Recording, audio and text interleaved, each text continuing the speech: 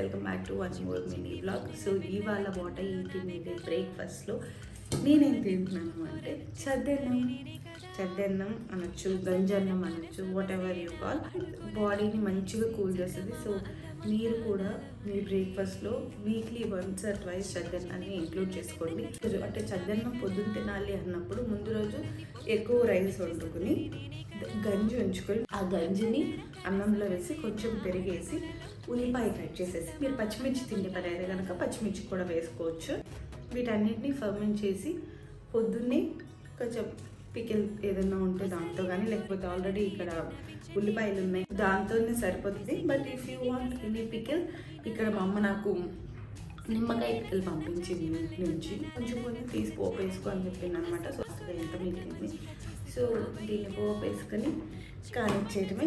అది నా బ్రేక్ఫాస్ట్. మీరేం చేశారు మీ బ్రేక్ఫాస్ట్ అనేది కమెంట్ అండ్ లెట్ మీ